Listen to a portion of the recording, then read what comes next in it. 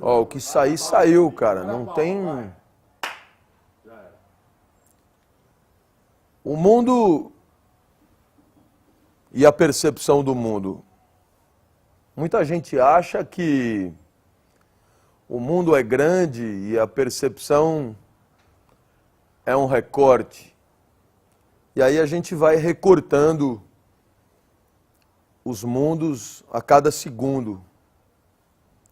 E a cada segundo o mundo se apresenta para nós numa janela, numa certa imagem. E aí é claro que, como ninguém está no lugar que nós estamos, o mundo acaba ficando um para cada um. Porque num certo instante ninguém vê a mesma coisa que o outro. Até quando conversamos assim, o mundo para você sou eu e o mundo para mim é você. Nenhuma coincidência. Então a única pergunta é como ter certeza que estamos todos no mesmo mundo? Se cada um vê uma coisa, se cada um sente uma coisa, se cada um percebe um mundo diferente. De qualquer maneira, eu percebo o meu a cada segundo e não tenho nenhuma expectativa que percebam o mesmo mundo que eu. Mas o mundo está cheio de tiranos, pessoas que fazem questão que todos concordem com ele, que exigem que todos vejamos a mesma coisa do mesmo jeito e na mesma perspectiva. E assim, de tirano em tirano, as guerras por perspectiva, guerras de percepção. Ora, quando observamos o mundo, muitas vezes acabamos caindo na ingênua crença de que o que vemos é o que é. Sem perceber que o que é sempre nos escapará. O que vemos, na verdade, conta muito mais de nós do que do mundo.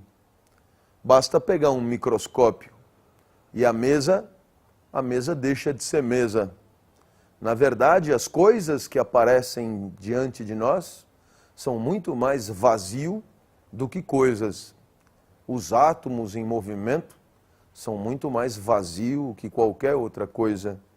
E os núcleos dos átomos, que até ontem pareciam ser verdadeira substância confiável, hoje também sabemos são muito mais vazio do que qualquer outra coisa. Talvez só haja vazio. Será mesmo tudo só uma ilusão? Afinal de contas, tudo que eu percebo do mundo, no final das contas, percebo em mim. O mundo não passa do meu próprio corpo, afetado pelo mundo.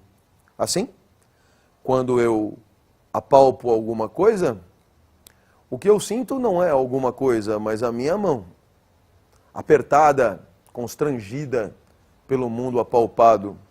Quando eu cheiro também o mundo parece inodoro. O que eu cheiro sou eu mesmo. O aroma sou eu que produzo. O gosto sou eu que produzo. Papilas gustativas, vinhos tão caros para eu mesmo dar-lhes gosto. Da mesma maneira, a imagem. A imagem é luz. Luz que reflete um suposto mundo que nunca teremos certeza se existe mesmo. E assim, quando vemos, vamos descobrindo muito a nosso respeito. Por isso, o mundo, seja ele qual for, acaba sendo o nosso espelho. Se tivéssemos 3 olhos, o mundo seria outro. Se tivéssemos 50 sentidos no lugar de 5, o mundo seria completamente outro. E por isso, quando vemos o mundo, na verdade, vemos com os sentidos que são os nossos. E por isso, acabamos aprendendo mais sobre a nossa capacidade de ver as coisas do que sobre as coisas elas mesmas. Então o mundo acaba sendo mesmo só um espelho. O importante é se conhecer. Conhecer a própria capacidade de encontrar as coisas. Conhecer os limites de percepção do mundo. Assim o mundo é um espelho porque conta para nós coisas que sem ele jamais saberíamos. Quando vamos ao banheiro, o espelho nos fala da nossa cara. Sem ele, não saberíamos o tamanho do nosso nariz. Sem o espelho, não saberíamos a cor dos nossos olhos. O espelho nos informa sobre nós mesmos. Sem ele, muito pouco saberíamos da topografia do nosso rosto. Se o mundo é o nosso espelho, tem que também informar coisas sobre nós. E faz. Afinal de contas, o mundo nos informa sobre os nossos afetos. O mundo nos informa que diante de certa imagem, nós nos alegramos, nós nos entristecemos. O mundo nos informa sobre os nossos medos específicos, as nossas esperanças, os nossos prazeres e as nossas dores. Graças ao mundo, eu posso me encantar com um sorriso e perceber que eu sou aquele que diante daquele sorriso se encanta. Graças ao mundo, eu vou descobrindo segundo a segundo que eu sou alguém que se deixa afetar pelo mundo que passa na minha frente. Graças ao mundo, eu vou descobrindo a singularidade das minhas emoções. Por isso, agradecer às imagens do mundo, agradecer à nossa percepção do mundo, porque no final das contas é ela que nos permite conhecer um pouco mais a nosso respeito. Tarefa importante desde os gregos, conhecer-se a si mesmo, talvez por não ser possível conhecer mais nada além de nós mesmos, talvez porque não possamos mesmo sair de nós mesmos. Quando percebemos alguma coisa no mundo, a nossa percepção não é um encontro mecânico com a realidade que supostamente existe. Afinal de contas, todo o nosso corpo participa de qualquer percepção. Se fosse possível que alguém fizesse coincidir seus olhos aos meus, também não veria o mesmo mundo que eu vejo. Porque aparentemente, a percepção que eu tenho do mundo, a percepção de uma imagem, depende de todo o corpo. Dele participam o peristaltismo intestinal, o fígado, os rins, o joelho, o cotovelo, as alegrias, as tristezas, as dores, as esperanças, as frustrações e os sucessos. E é por isso que quando estamos alegres, vemos mesmo o mundo diferente. Porque não é só uma questão de olho, não é só uma questão de ótica, é uma questão corporal. Todo o corpo encara o mundo e todo o corpo participa dessa estranha percepção do mundo. Então, perceba só, é importante entender que a imagem percebida age sobre nós e nos alegra e nos entristece. Da mesma maneira, a alegria e tristeza que sentimos age sobre a imagem e a percepção e define o mundo que se apresenta diante de nós. Estranha interação. Afinal, o que terá vindo primeiro? A alegria ou o mundo? Talvez os dois. Talvez o olho e a galinha. O fato é que dependendo da alegria, o mundo se apresenta de um jeito. Dependendo de como o mundo se apresenta, a alegria será uma ou outra. A alegria é importante. A alegria oscila. A alegria intercala com a tristeza. Porque a tristeza é essa aparentemente faz parte da vida. Os mundos se desmentem, os mundos são contraditórios, e para que haja alegria é preciso mesmo haver tristeza. E as imagens são assim, mundos contraditórios, mundos que se desmentem. Gol do Brasil, gol da Holanda, vitória da Dilma, vitória do Serra. E aí, impossível se alegrar com os dois, com mundos que se desmentem. Por isso, para ter alegria, é preciso também ter tristeza.